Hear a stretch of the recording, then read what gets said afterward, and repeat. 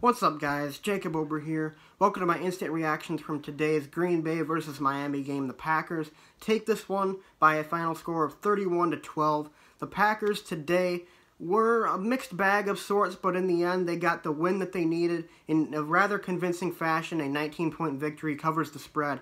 They did what they needed to do today. At times, it was a little bit shaky, a little bit uneven, but for the most part, they played a pretty good game, both offensively and defensively. Special teams, not as much. There were a few gaffes on special teams. I didn't really like what I saw from that. There was a fumble on a kick return. There was a fake punt converted against them. There was an offensive lineman who tried to field a kickoff.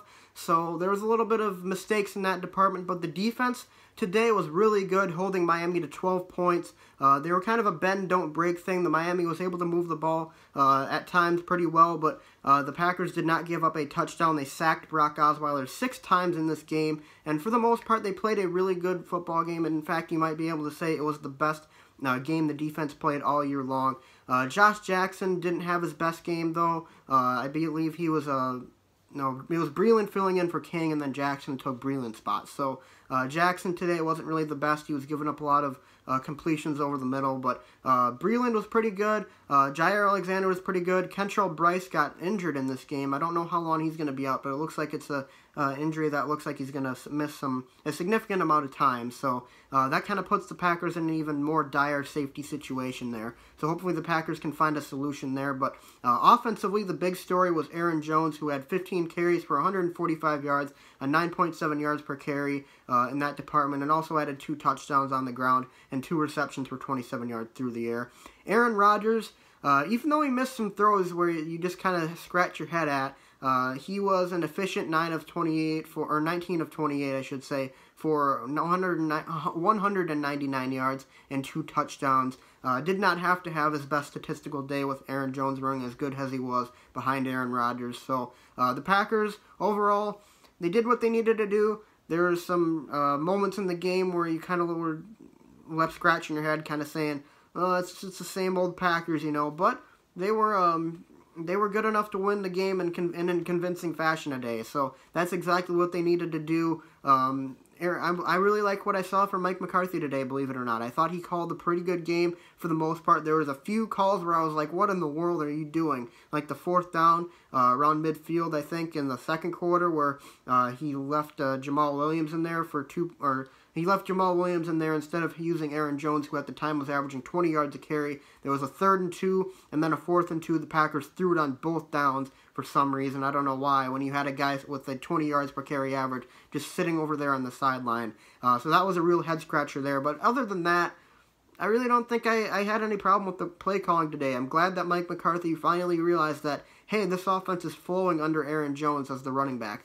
And he realized that when he brought in Jamal Williams and the Packers' drive stalled at midfield on the 3rd drive of the game. After that, I believe it was Aaron Jones for the vast majority of the rest of the football game. So, yeah, that was I really liked what I saw there. I'm glad that Mike McCarthy realized that. Hopefully we continue to see more and more of Aaron Jones as the season goes on. This was clearly his best game of the year, and he clearly is establishing himself as the #1 guy in Green Bay, as if he already wasn't. But he might be inclined to get even more carries after this game, or consistently get the amount of touches that he's getting in this one. So I am glad that the Packers are doing that with Aaron Jones. I'm glad they are incorporating him into the offense more, and I might be inclined to believe that he actually might be the thing that makes this offense run. I mean, when the Aaron Jones isn't on the field, the Packers seem to have drives stall. When he is on the field, the Packers are able to move the ball, and they're able to move the ball pretty well. So he might be a very, very important element of this offense going forward, and I hope that he continues to get more and more carries as the season goes on. So other than that, though, the Packers, I thought they played a pretty good game. There was some moments, like I said, where you just kind of were scratching your head, like, what is this? Why are we continuing to see this? But for the most part, they were pretty good today. I'm not ready to say that this was a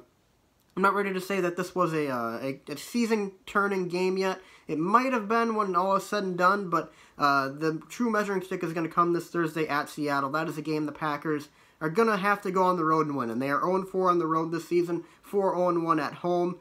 So they're going to have to go on the road and get a victory, and if they don't, then I don't know. But Seattle is a very beatable team. However, they are also a team that is very dangerous a team that has lost a lot of close games today. In fact, they just lost a very close one to the Rams in LA, 36-31. Russell Wilson was driving as the game ended, but he threw an incomplete pass on fourth down to lose the game. So Seattle's going to be a very big test for this football team, and if the Packers can go out there and get a victory, I might be inclined to believe that they are turning a corner in the season, but we'll have to see what happens in that department. The true measuring stick, I believe, is going to be Seattle. And of course, after that week, they're going to have to go on the road to Minnesota on Sunday Night Football and play Minnesota on the road, so that is also going to be a very challenging game for the Packers. So they have two pretty tough games coming up. After that, the schedule lightens up a little bit. I think they actually play... let's see. I think they play the Cardinals and then the Bears and then the Jets after that, and then it might be the Lions, and then that might be the end of the season. I might be missing a game or two in there, but the schedule significantly lightens up after these next two games. So if the Packers, if they can go 1-1 in the next two games, I'll be happy. If they can get if they can continue to be 500 and then be able to go with these final few games, I think they'll be able to win the rest of them. But until then, I think this game, it was a good win. It was a convincing win. It was a win the Packers needed. I don't know if it has turned a corner or not in this team, but Davante Adams did say a couple weeks ago he feels like the Packers are one win away, so maybe this is the one win the Packers needed to get jump-started with their team, with turning the corner in their season. So, anyways, guys, so those are my reactions for today. The Packers take this one by a final score of 31-12. After this video, I will be making another video where I analyze and assess the highlights of the game. I don't have film at my disposal, so I'll just have to go through and talk about the highlights of the game. I will be showing the highlights on the screen, and I'll be pointing things out as we go along. And I've never done a video like that before, but it kind of intrigues me. I kind of want to try it out, so we'll see how that goes. But I'll have that out after the game, and I'll have my reactions after Thursday's game, and as well as maybe another highlight assessment of that one. So until then, guys, thanks for watching. Be sure to leave a like and subscribe, and as always, go Pack Go.